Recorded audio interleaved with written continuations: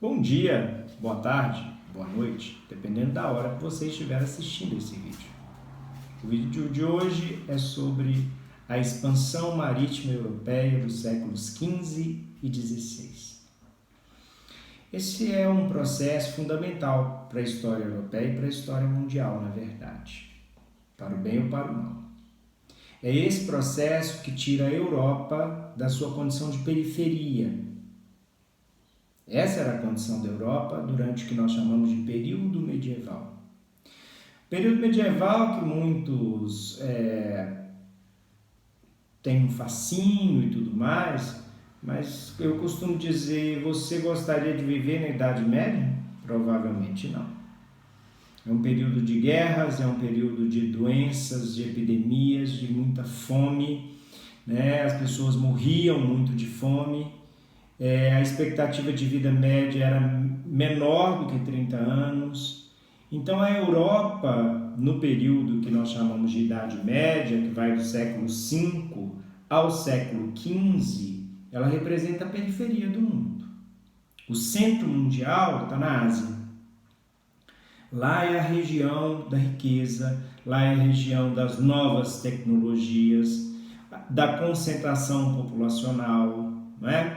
Então você tem um processo, né, que enquanto os povos europeus estão em guerra entre si, estão lutando para ter algum tipo de organização político, econômico, social mais estável, você encontra essa sociedade mais estável na Ásia e no norte da África, principalmente depois da expansão muçulmana dos séculos 6, 7, né? 8, a expansão muçulmana ali. Bom, século 6 não, século 7, século 8. Nós temos então um processo onde os europeus, na Baixa Idade Média, entre os séculos 11 e 15, eles vão se envolver em guerras com os povos da Ásia e da África, naquilo que os europeus chamam de Oriente Médio, né? Esse confronto ficou conhecido como as Cruzadas. Ali os europeus perderam as Cruzadas, né, para os povos islâmicos, né? Eles entraram em guerras constantes com os povos islâmicos. Eles também entraram em contato com aquilo que era produzido na Ásia. Então, o comércio europeu teve contato com as especiarias orientais, teve contato com as sedas, com as musselinas, com os tapetes persas, com toda uma riqueza que não era comum na Europa. Como que os europeus acessaram esses povos? Como eles acessavam desde a antiguidade, através do mar Mediterrâneo. O mar Mediterrâneo estabelece uma ligação entre a Europa, o norte da África e o Oriente Médio, ali na Ásia. Bom, nós temos então um processo de intercâmbio cultural e comercial, né? Bom, todo esse processo de intercâmbio vai promover um desenvolvimento europeu. Tá? A ciência começa a se desenvolver na Europa, a passos lentos, mas vai se incorporando ali. O humanismo nasce ali no século XII, né? O pensamento racional vai se estruturando, os europeus vão desenvolvendo novos artefatos, né? Artefatos que servem para a paz, mas servem também para a guerra, né? As armas de fogo começam a ser desenvolvidas na Europa e tudo mais. Tá. Só que os europeus são pobres nesse período, são muito pobres, eles morrem de fome. E a crise do século XIV e XV demonstrou isso num grau absurdo. Você tem, por exemplo, a peste negra que mata 25 milhões de europeus em 3 anos. Né? A grande fome do século XIV, as guerras do século XIV, tudo isso desestruturou o sistema europeu. Então, é um primeiro fator determinante para a expansão marítima, é a busca por novas fontes de alimento, porque as pessoas estão morrendo de fome, novas terras, novas fontes de metais preciosos. Na crise do século XIV, com o processo inflacionário, houve uma desvalorização monetária forte, não é? E nós vamos ter um processo de escassez de metal precioso na Europa. Então, os europeus estão em busca de novas fontes de metais preciosos também. Bom, esse processo é um processo de longo prazo. Por que vai ser um processo de longo prazo? Porque depende da conquista do Oceano Atlântico. Oceano esse que os europeus desconhecem. Tá? Na verdade, os europeus têm um conhecimento muito parco, muito limitado do mundo que vivem. Eles conhecem a Europa, conhecem o mar Mediterrâneo, conhecem um pouco o norte da África e um pouco o Oriente Médio. Eles desconhecem totalmente a existência da América, da Oceania, do Oceano Pacífico, do Oceano Índico. Desconhecem a amplitude do Oceano Atlântico. Muitos acreditam que se navegar no Atlântico vai cair na borda da Terra, porque acreditam que a Terra é plana, né?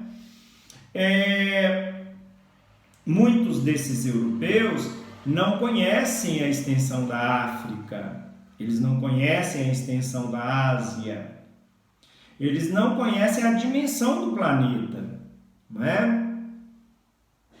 Que o planeta é redondo ainda não é uma ideia que está consolidada, é uma ideia que muitos vão dizer que é de loucos. Bom, mas por que eles têm que buscar conquistar o Atlântico? Porque, como eu disse, o ponto de ligação entre a Europa, o norte da África e a Ásia é o mar Mediterrâneo. Só que em 1453, os turcos dominam o Império Bizantino, o antigo Império Romano do Oriente, que agora é o Império Bizantino, que continuou com sua estrutura até 1453, quando os turcos dominam a região. E tudo passa a ser o Império Turco ou Império Otomano. Tá, os turcos então agora são os senhores da ligação entre a Europa e a Ásia. Só poderá estabelecer ligação aqueles que os turcos permitirem. Os povos mais ricos da Europa durante a Baixa Idade Média eram os povos italianos. Ainda não existia a Itália, mas você tinha Veneza, você tinha Gênova, você tinha as cidades italianas controlando o comércio do Mediterrâneo. Daí a importância dos burgueses italianos, dos grandes banqueiros italianos, os Médici de Florença, os Fugger. Pois bem, esses banqueiros, todo esse comércio italiano vai ter que estabelecer negociação com os turcos. E um desses povos, os venezianos, vai estabelecer e vai conseguir um monopólio de comércio com os turcos. Resultado, só os venezianos possuem os produtos orientais, as especiarias orientais. Por que essas especiarias eram tão valiosas para os europeus? Imagine a situação. Naquele período não tinha geladeira, não tinha freezer. Como que eles conservavam a carne? Com sal e pimenta. Você conserva essa carne lá por 3 meses. Na hora que você vai comer, essa carne tem um sabor bem desagradável. Daí entravam as outras especiarias, noz moscada, cravo, canela, né? Açúcar, para disfarçar o sabor, né, desses alimentos que não são agradáveis. Isso era extremamente valorizado na Europa. Os venezianos agora têm um monopólio. As especiarias são produzidas lá na Índia, passam por várias mãos de vários comerciantes, até chegar aos turcos, que vendem para os venezianos, e os venezianos têm um monopólio. Resultado, o preço das especiarias europeias se tornou exorbitante. Então surge aí a ideia de uma rota alternativa para chegar às Índias, para chegar à Ásia, não é? Rompendo o monopólio veneziano no mar Mediterrâneo. Muito bem. Só que, como eu disse, isso é um projeto de longo prazo. Você não vai começar esse ano e terminar no ano que vem, né? Para vocês terem uma ideia, os portugueses vão começar o processo em 1415. Só vão conseguir a rota alternativa em 1498. Leva quase um século. Então é necessário algo que permaneça durante esse tempo todo. Porque não vai ser a mesma pessoa que começou, aquela que vai terminar o processo. Daí o que a gente tem? A gente tem a formação dos Estados Nacionais absolutistas. Portugal foi o primeiro país a fazer o processo de expansão marítima. Por quê? Porque foi o primeiro país a se organizar enquanto Estado nacional. Bom, outra questão que a gente tem é o seguinte: quem é que vai investir o dinheiro nessas expedições? Aqueles que pretendem lucrar comercialmente com isso. Qual é a classe? Qual é a classe dos comerciantes, dos banqueiros? A burguesia. Então, a burguesia tem que estar em aliança com o Estado para fazer isso. Além disso, a expansão tem um princípio cruzadista. Se lembra lá da disputa entre cristãos e muçulmanos nas cruzadas? Esse espírito católico, apostólico, não é? De transformar todo o planeta em cristãos. Católico significa isso, significa universal, não é? Isso também vai ser muito importante. Quando Vasco da Gama chega em Calicut, é perguntado: o que vieram fazer aqui? E eles respondem: viemos atrás de cristãos e especiarias. A expansão, ela depende desses três eixos. O eixo político garantido pelo Estado Nacional. O eixo comercial, o eixo financeiro garantido pela burguesia. E o eixo cultural. A expansão do cristianismo, garantido pela Igreja Católica. Bom, Portugal, então, reúne essas pré-condições. É claro que nós precisaremos o quê? Desenvolver tecnologias que me permitam fazer as viagens transatlânticas. Daí o desenvolvimento de instrumentos como a bússola, o astrolábio, o quadrante, desenvolvimento de embarcações mais velozes, como as caravelas. Tudo isso vai favorecer o processo. Por que Portugal, então, é o pioneiro no processo de expansão marítima na Europa? Porque foi o primeiro Estado Nacional a se organizar.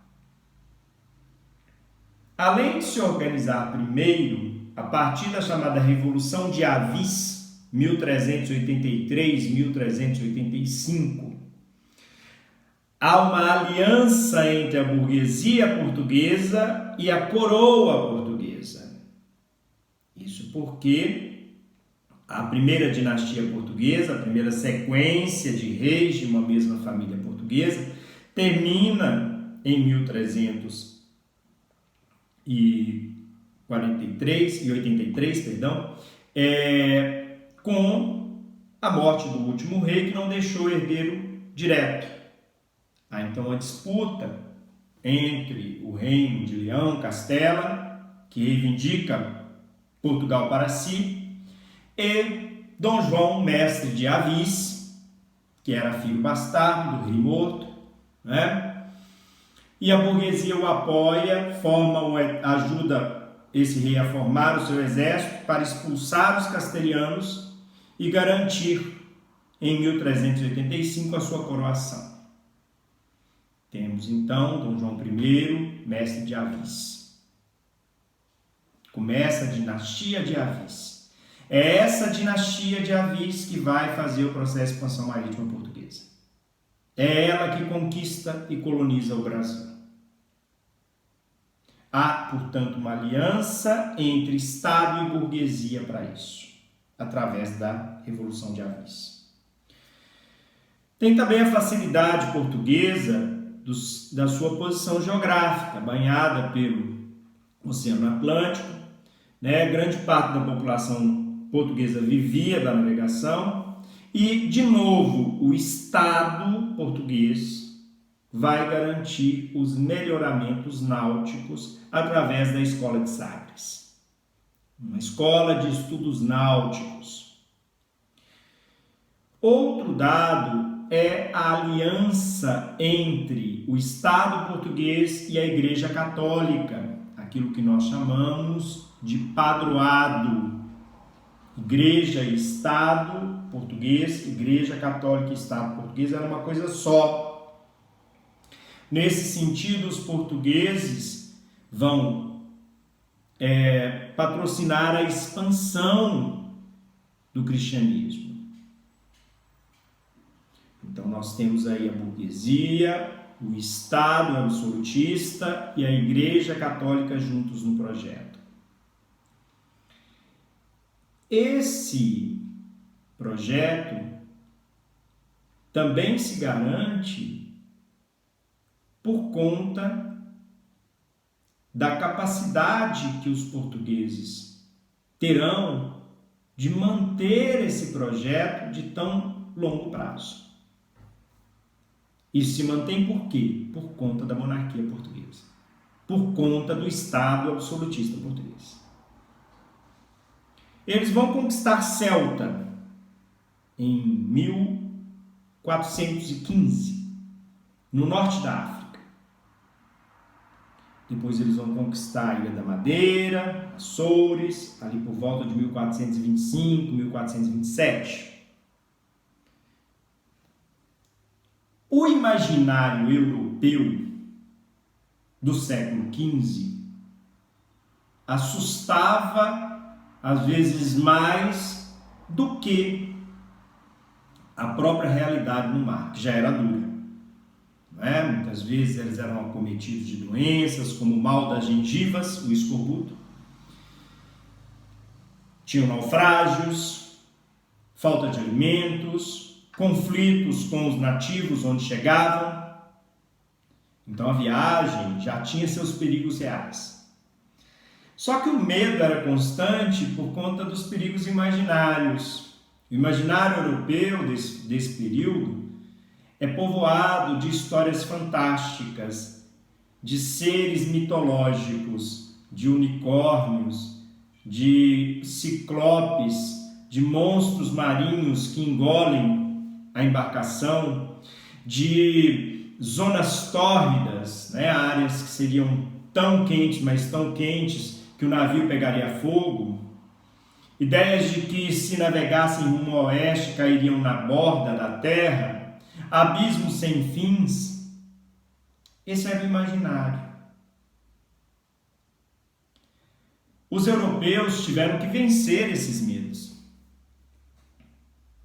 Bom, o Fernando Pessoa, ele traz esse medo do que os portugueses passaram, o tanto de medos reais e imaginários para conquistar o mar. No poema Mar Português ele diz: ó mar salgado, quanto do teu sal são lágrimas de Portugal. Por ti cruzarmos, quantas mães choraram, quantos filhos em vão rezaram, quantas noivas ficaram por casar, para que fosses nosso, ó mar. Valeu a pena? Tudo vale a pena, se a alma não é pequena. Quem quer passar além do bojador, tem que passar além da dor. Deus ao mar o perigo e o abismo deu, mas nele é que espelhou o céu. Ele está dizendo aí, ele cita o cabo bojador. Acreditava-se que ninguém passaria com vida o cabo bojador. Quando os portugueses venceram o cabo bojador, foi a vitória sobre uma série de mitos, de abismos sem fim.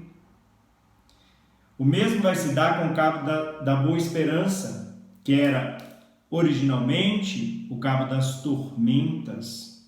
Quando Bartolomeu Dias vence o cabo das tormentas, ele se torna o cabo da Boa Esperança. Onde fica? Atualmente na África do Sul. Cidade do Cabo, é o cabo da Boa Esperança.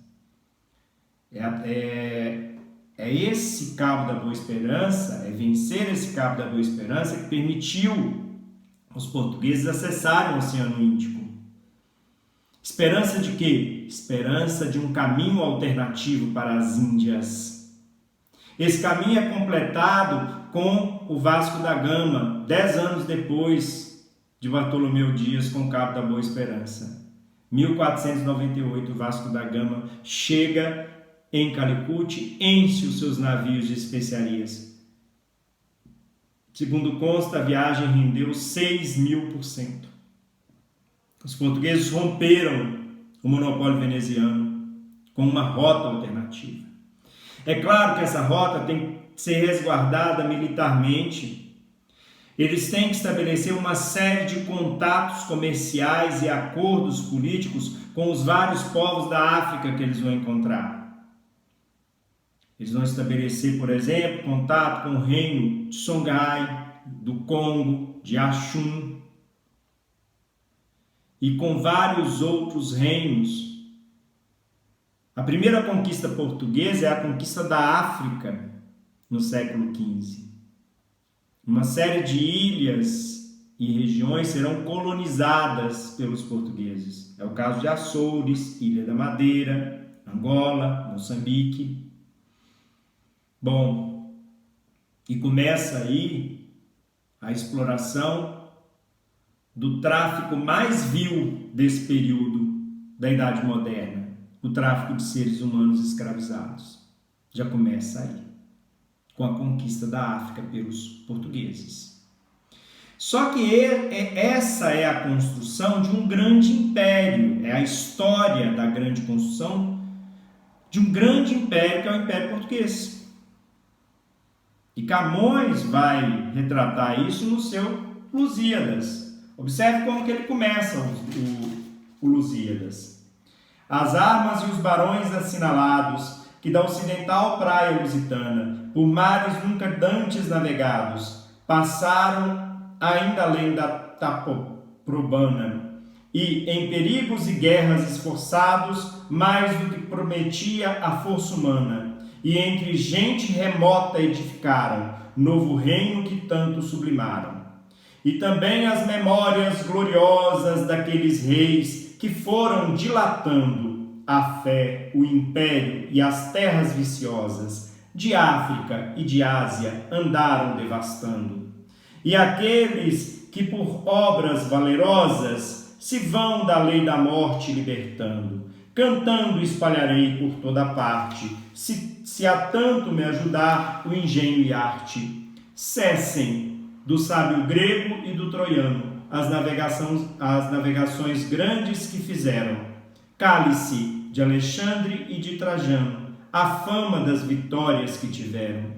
Que eu canto o peito ilustre lusitano, a quem Netuno e Marte obedeceram. Cessem tudo o que a musa antiga canta, que outro valor mais alto se alevanta. Camões está dizendo que o que os portugueses estão conseguindo com o processo de expansão marítima é muito maior do que os romanos fizeram. É muito maior do que os gregos fizeram, do que os troianos fizeram.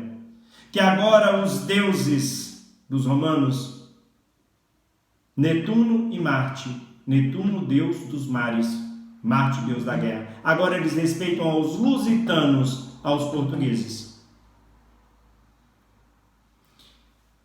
Bom, Portugal então se torna a grande potência europeia do século XV. Outros povos começam a se formar. Em 1492, a Espanha se forma depois de expulsar o último reduto dos muçulmanos em seu território, Granada. Através do casamento de Isabel de Castela e Fernando de Aragão, os reis católicos, que também estabelecem um modelo de padroado para a Igreja Católica, né? Eles iniciam a expansão marítima espanhola. Um genovês, um navegador genovês, chamado Cristóvão Colombo, apresenta o plano para a rainha Isabel de Castela de uma rota alternativa à rota portuguesa e à rota veneziana. Ele propõe que, como a Terra é redonda, ele vai navegar rumo ao oeste para chegar no leste. Só que ele não sabia as dimensões da Terra. Ele imaginou, né, segundo outros escritores da época, que ela teria dimensões, que ele navegaria rumo ao oeste e rapidamente chegaria, né, na Ásia, no leste. E ele é patrocinado pela coroa espanhola, então. E ele sai com 3 embarcações, Santa Maria, Pinta e Linha. E ele chega, ele acha que chegou nas Índias. Por isso que ele chamou os habitantes de índios. Ele acredita que chegou no Japão, Cipango, segundo a visão dele. Só que ele tinha chegado num continente desconhecido dos europeus, ocupado por em torno de 60 milhões de pessoas. Ele chega ali em São Salvador, depois República Dominicana, Cuba, ele chega nas Antilhas, ele chega na região do Caribe. É um outro navegador de nome Américo Vespúcio é que vai dizer, não, isso aqui é um novo continente, que recebe o nome do Américo Vespúcio, América. Os espanhóis, então, têm uma conquista significativa. Os portugueses, então, propõem, olha, vamos negociar o que é de quem aqui. O Papa Alexandre VI, era um Papa espanhol, propõe uma bula, a chamada Bula Intercoetera. Vamos estabelecer uma linha imaginária vertical a 100 léguas do arquipélago de Cabo Verde. Tudo que estiver a oeste dessa linha ficará para a Espanha, tudo que estiver a leste ficará para Portugal. Portugal falou, não, 100 léguas só não dá não. Meus navios precisam fazer uma volta maior para sair das correntes do continente africano, 100 léguas só não dá. E em 1494 é assinado entre os portugueses e os espanhóis o Tratado de Tordesilhas. Uma linha vertical a 370 léguas do arquipélago de Cabo Verde. Tudo que estivesse a oeste dessa linha ficaria para a Espanha. Tudo que estivesse a leste ficaria para Portugal. É dessa forma que Portugal passa a ter terras na América. Repare que esse é um tratado que não leva em consideração os povos americanos, os povos nativos americanos. Não leva em consideração outras nações europeias. Eles estão dividindo o mundo entre portugueses e espanhóis. E é claro que à medida que outras nações vão se formando, que a França vai se formando, que a Inglaterra vai se formando, que a Holanda vai se formando, eles vão dizer, peraí, esse tratado a gente não respeita não. O rei da França vai dizer, olha, cadê o testamento de Adão, dizendo que ele deixou a terra para português e para espanhol? Sou rei também, sou ungido e coroado pelo Papa também. Eu quero minha parte aí. Então o Tratado de Tordesilhas ele vai ser negado pelos outros povos europeus, que também são imperialistas, que também vão matar os nativos americanos e que também vão estabelecer colônias. Então, na América, se o Tratado de Tordesilhas tivesse valido, só teríamos área colonial portuguesa e espanhola. No entanto, temos área colonial holandesa, francesa, inglesa, além de área portuguesa e espanhola. Bom, A expansão, então, ela vai demonstrar o tamanho desse mundo. Ela vai provar que o mundo é redondo. A viagem de circunnavegação de Fernão de Magalhães e Sebastião de Elcano prova isso. Nós passamos então a conhecer a Terra tal como ela é. Os europeus passaram a conhecer a Terra tal como ela é. Seus continentes, seus oceanos, as dimensões, os mapas foram ficando mais precisos, a geografia vira uma ciência, a astronomia vira uma ciência separada da astrologia. Nós teremos, como esses povos europeus estão formando impérios, nós teremos a formatação de um mundo eurocêntrico. Os europeus vão se colocar na posição de superiores, indevidamente, claro, como todo etnocentrismo, mas eles vão se colocar, nós somos os desenvolvidos, nós somos os superiores e, portanto, podemos escravizar os africanos, escravizar os povos nativos americanos, conquistar territórios na Ásia, na África, na América, na Oceania e formar impérios coloniais. Então, como consequência da expansão marítima, você tem também a conquista e colonização da América. O tráfico de seres humanos da África para a América, a diáspora africana. Isso é um legado europeu da expansão marítima. Péssimo legado, mas é um legado europeu. Nós temos aí, então, para o bem ou para o mal, a formatação de um mundo eurocêntrico. E a globalização da economia começa aí. Outro dado é que a experiência americana se dá por conta da expansão marítima, formando uma sociedade que não é nem europeia, nem nativa americana, nem africana, nem asiática, é uma mistura disso tudo. Bom, espero que tenham gostado da aula e até a próxima.